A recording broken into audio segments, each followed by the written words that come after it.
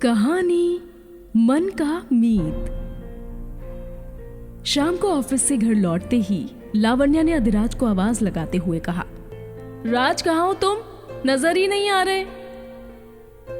Balcony में पौधों को पानी देते हुए अधिराज ने वहीं से कहा, लावण्या यहां हूं मैं, पौधों को पानी डाल रहा हूं। बैल्कनी में आते हुए लावण्या ने उससे कहा, चलो अच्छा है तुम घर पर हो तो ये पौधे तो सूखने से बच गए, नहीं तो खैर चलो मैं फ्रेश हो जाती हूँ। अधिराज का चेहरा कुछ बुझ सा गया था लावण्या की इस बात से।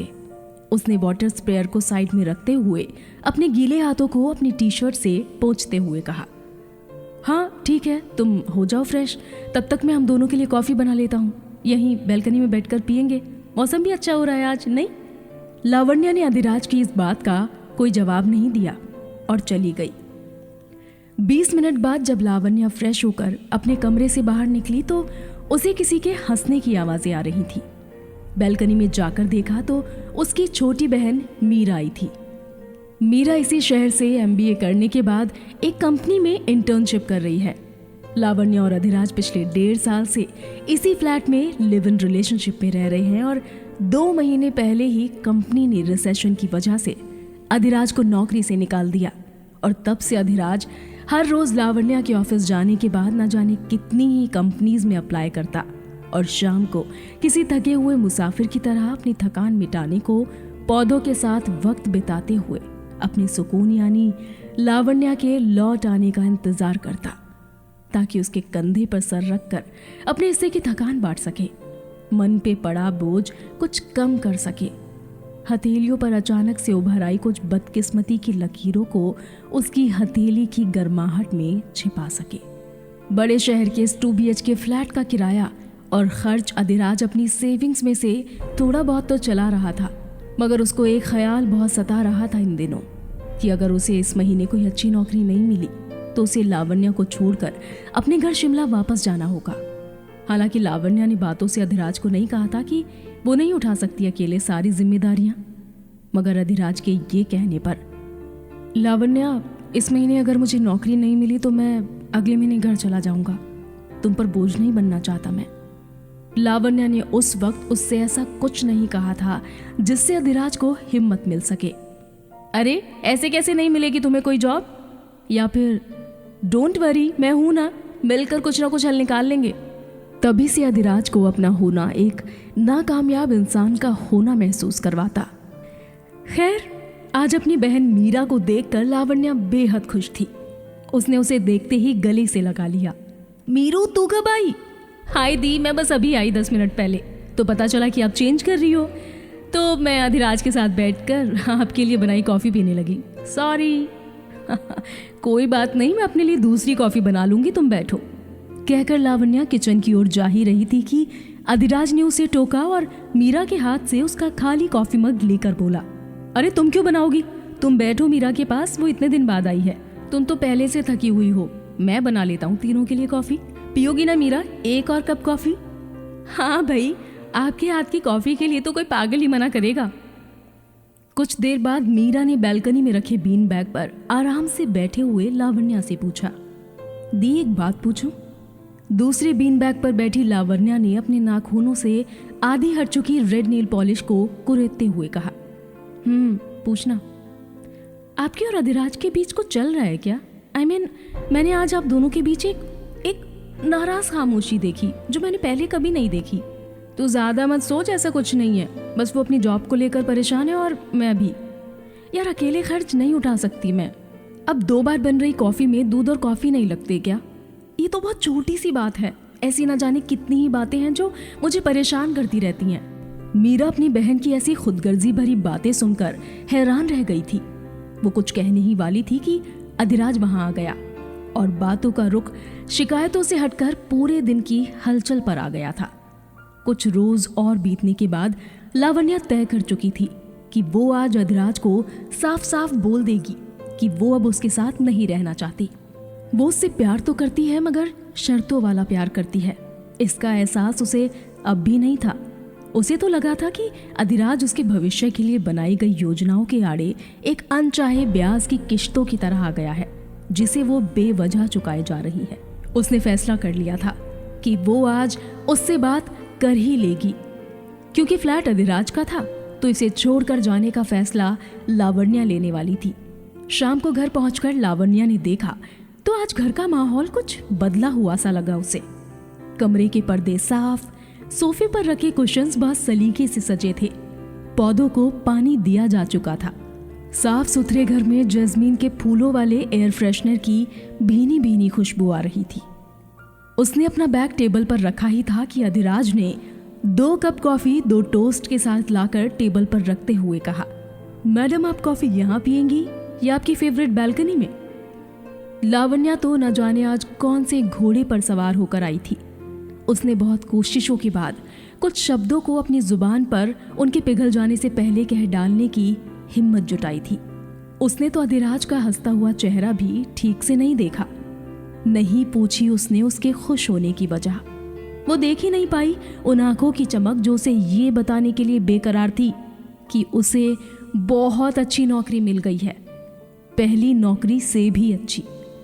लावण्या ने अपने दोनों हाथ आपस में बांधते हुए अपने पैर के पंजों को जमीन में घिसते हुए अधिराज से एक सांस में कह दिया, अधिराज मैंने अपने लिए दूसरा फ्लैट देख लिया है, तुम यहाँ रहो जब तक रहना चाहते हो, और जब भी अपने घर शिमला वापस जाओ तो कोशिश करना कि मिलकर जाना। ऐसा कहते हुए लावण्या ने एक लंबी सांस ली और महसूस किया जैसे कोई बोझ उतार कर फेंक दिया हो उसने अपने मन से।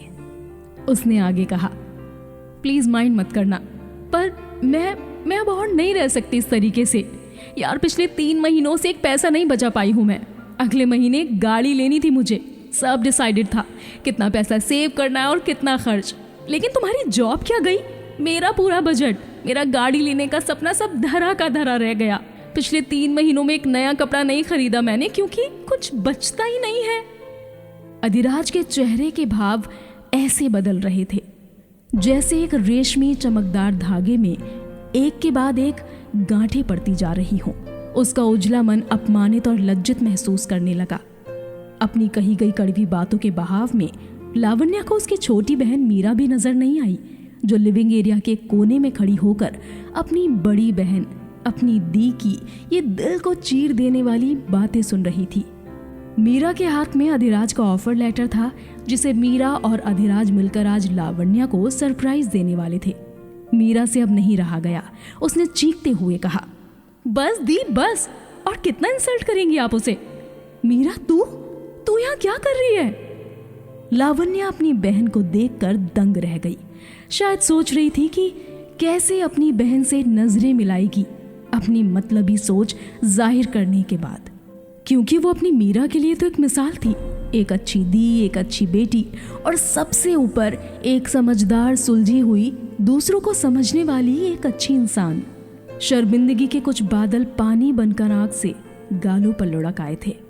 मीरा ने लावण्या की तरफ आते हुए कहना चाहा, दी अधिराज तो आपको सरप्राइज।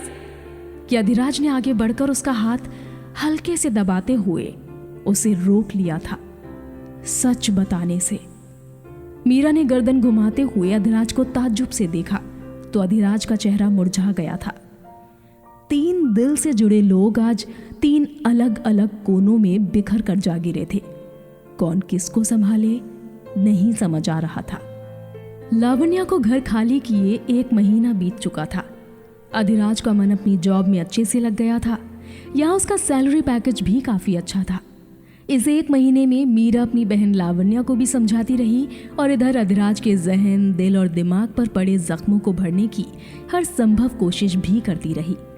ऑफिस में मीरा का सीनियर होने की वजह से मीरा अधिराज के साथ ज्यादा फ्रेंडली नहीं हो सकती थी, लेकिन ऑफिस के बाहर वो अपने दोस्त की तरह उसे कभी कोई कॉमेडी फिल्म दिखाने ले जाती, कभी उसके लिए उसकी पसंद का व्हाइट सॉस पास्ता बनाकर ले आती, तो कभी शाम की कॉफी के लिए अधिराज को उसके फेवरेट कॉफी हाउस ले जाकर कहती, मानना पड़ेगा तुम्हारी पसंद को, क्या जगह है ये, यहाँ आती सारी थकान जैसे कहीं गायब हो जाती है मेरी। और अधिराज वही सोचता जो पिछले कुछ दिनों से महसूस कर रहा था मीरा के लिए। कभी वो कहता कि मीरा कितनी अलग है लावण्या से, इतना कुछ होने के बाद भी वो लावण्या और मुझे दोनों को कितने अच्छे से संभाल रही है।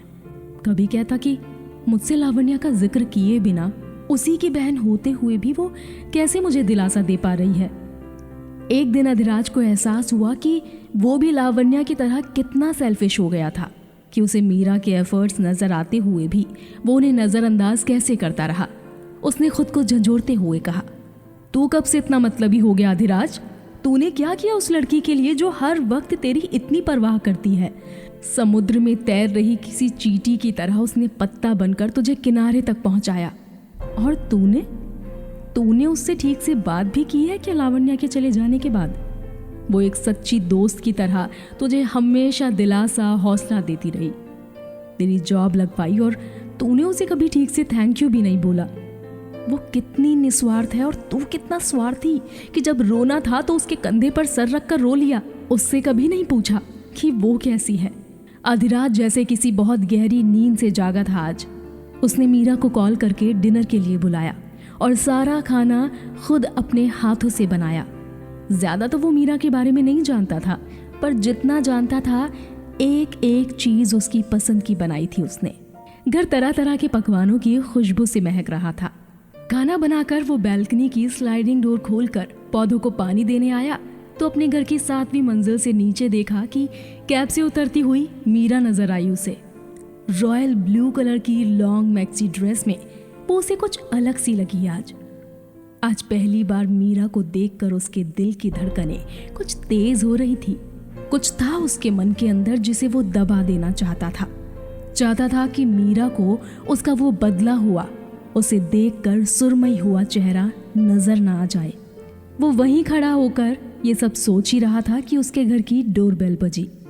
एप्रन उतारते हुए उसने एक लंबी सांस ली और अपने हाथों की मुट्ठियों को भींचते हुए दरवाजा खोल दिया तो मीरा को इतने नजदीक देखकर उसका दिल और जोर से धड़कने लगा।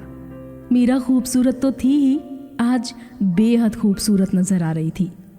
वैसे सच कहते हैं ये बात कि जब हमें कोई अच्छा लगने लगता है तो वो हमें बहुत प्यारा भी लगने लगता है।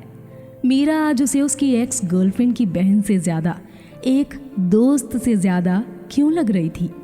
वो अपने ख्यालों में ही था कि मीरा ने कहा, कहाँ खो गए जनाब?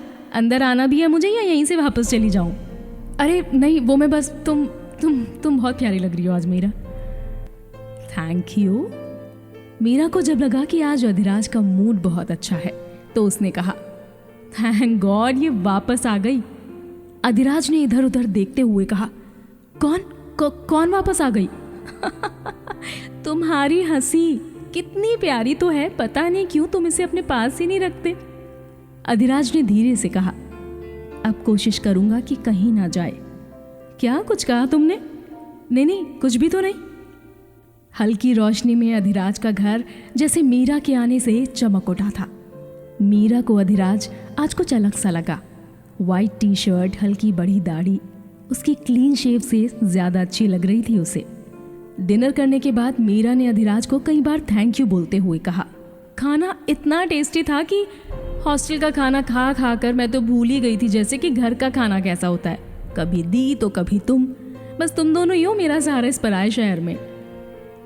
अच्छा लग रहा था अधिराज को मीरा का ऐसे हक जताना, लेकिन वो अपने मन के किसी कोने पर बार बार ताला लगा रहा था, जैसे खुद से बहुत जूझ रहा हो।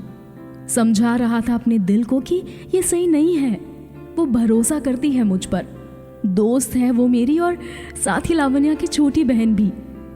उसने एक आखिरी सवाल खुद से किया, अगर मान लो मैंने मीरा से अपने दिल की बात कह भी दी, पर क्या वो मेरे बाद किसी और पर भरोसा कर पाएगी?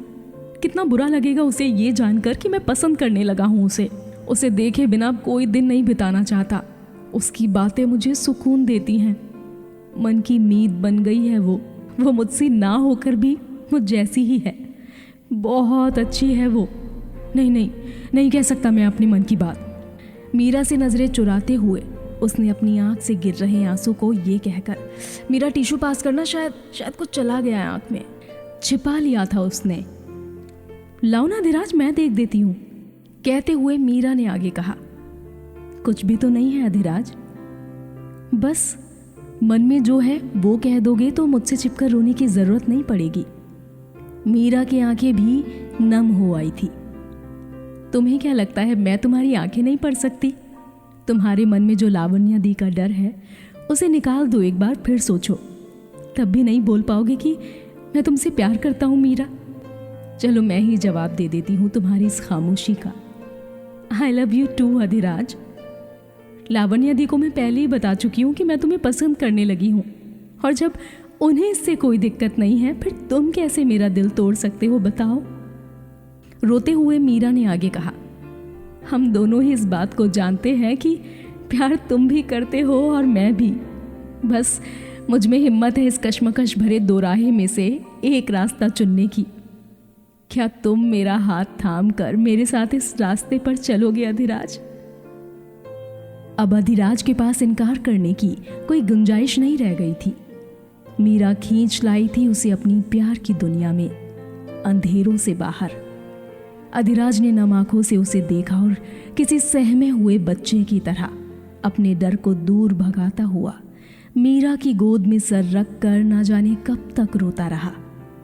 शायद सुकून पा लेने की हद तक, या फिर दुनिया को भूलकर मीरा की नरम हथेलियों के तले खुद को सुरक्षित महसूस करने के हर पल तक।